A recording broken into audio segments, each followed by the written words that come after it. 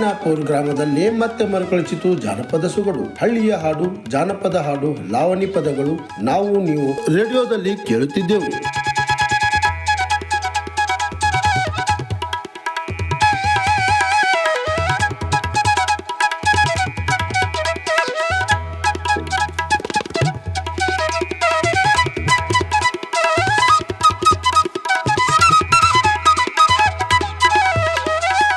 ಪ್ರಸ್ತುತ ಕಾಲದಲ್ಲಿ ಮೊಬೈಲ್ ಬಂದಾಗಿನಿಂದ ಎಲ್ಲವೂ ಮರೆತಿರುವ ಹಾಗಿದೆ. ಕಾರಣ ಈಗಿನ ಯುವಕರು ಮೊಬೈಲ್ ನೋಡುವುದರಲ್ಲಿ, ರೀಲ್ಸ್ ಮಾಡುವುದರಲ್ಲಿ ಕಾರ್ಯಪ್ರವೃತ್ತರಾಗಿದ್ದಾರೆ.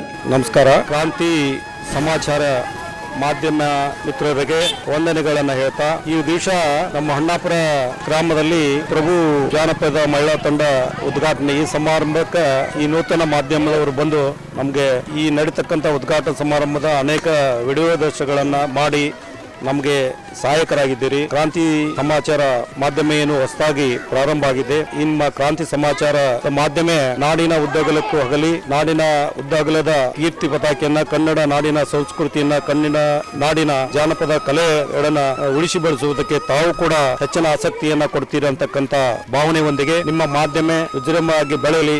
ಅನೇಕ ಕನ್ನಡ ನಾಡಿನ ಸಾಂಸ್ಕೃತಿಕ ಕಾರ್ಯಕ್ರಮಗಳನ್ನ ನಾಡಿನಂತ ಬಿತ್ತರಿಸುವುದಕ್ಕೆ ತಾವು ಸಹಕಾರಿ ಆಗ್ತೀರಿ ಅಂತಕ್ಕಂಥ ಮನೋಭಾವನೆಯೊಂದಿಗೆ ನಿಮ್ಮ ಮಾಧ್ಯಮ ಭವಿಷ್ಯ ಕಾಲದಲ್ಲಿ ಉಜ್ವಲವಾಗಲಿ ಅಂತಕ್ಕಂಥ ಭಾವನೆಯನ್ನ ವ್ಯಕ್ತಪಡಿಸುತ್ತಾ, ಈ ಕನ್ನಡ ನಾಡು ಸಂಸ್ಕೃತಿ ಜಾನಪದ ಕಲೆ ಏನೈತಿ ಇದು ಉಳಿಬೇಕು. ಇದರ ಉಳಿವಿಗಾಗಿ ನಾವು ಅನೇಕ ಹಿರಿಯ ಮಿತ್ರರು ಅಥವಾ ಯುವ ಮಿತ್ರರು ಎಲ್ಲರೂ ಕೂಡಿಕೊಂಡು ಕಂಕಣಬದ್ಧವಾಗಿ ಹೋರಾಟವನ್ನ ಮಾಡ್ತಾ ಇದ್ದೇವೆ. ಏನು ಇವತ್ತು ಮಹಿಳಾ ತಂಡಗಳಿರ್ಬೋದು, ಜಾನಪದ ಮಹಿಳಾ ತಂಡಗಳಿರ್ಬೋದು, ಕೋಲಾಟ ಇರ್ಬೋದು, ಭಜನೆ ಇರಬಹುದು, ಡೊಳ್ಳಿನ ಪದಗಳಿರಬಹುದು, ಹಂತಿ ಪದಗಳಿರಬಹುದು, ಸೋಬಾನ ಪದಗಳಿರಬಹುದು, ಇವು ನಶಿಸಿ ಹೋಗುವ ಈ ಕಾಲದಲ್ಲಿ ನಾವು ಹಿರಿಯರ ಒಂದು ತಂಡವನ್ನು ಕಟ್ಟಿಕೊಂಡು, ನಮ್ಮ ಬಿದ್ರಳ್ಳಿ ಸರ್ ಇರ್ಬೋದು, ಸಂದೇಶ್ ಸರ್ ಇರ್ಬೋದು, ನಮ್ಮ ಯುವ ಮಿತ್ರರಾದ ಪ್ರಭು ಕುಂಬಾರ್ ಅವರು ಇರ್ಬೋದು, ನಮ್ಮ ಕೃಷ್ಣಾನಂದವಾಡಿ ಅವರು ಇರಬಹುದು, ನಮ್ಮ ಇರುವ ಎಲ್ಲ ಒಂದು ತಂಡವನ್ನ ಕಟ್ಟಿಕೊಂಡು ನಾವು ಈ ಕನ್ನಡ ನಾಡಿನ ಸಂಸ್ಕೃತಿ ಜಾನಪದ ಮೂಲ ಕಲೆ ಏನಿದೆ ಇದು ಉಳಿಬೇಕು.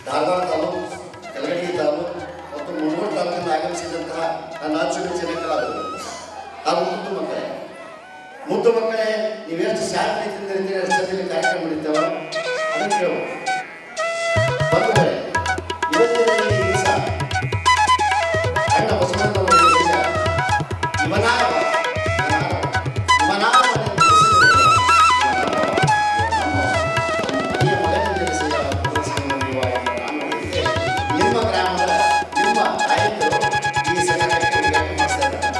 ಮತ್ತೆ ನಮ್ಮ ಪೂರ್ವಜರು ಹೇಳಿಕೊಟ್ಟಿರುವ ಜಾನಪದ, ಲಾವಣಿ ಪದ, ಬಯಲು ಆಟ, ಕರಡಿ ಮಜಲು ಇತ್ಯಾದಿ ಗ್ರಾಮೀಣ ಸೊಗಡು ಹೊಂದಿರುವ ಪದಗಳನ್ನು ಹಾಡಿ ಮತ್ತೆ ಹಳೆಯ ಸಂಪ್ರದಾಯ ಉಳಿಸುವ ಕೆಲಸ ಅಲಮಪ್ರಭು ಜಾನಪದ ಮಹಿಳಾ ಸಂಘ ಮಾಡಿದೆ.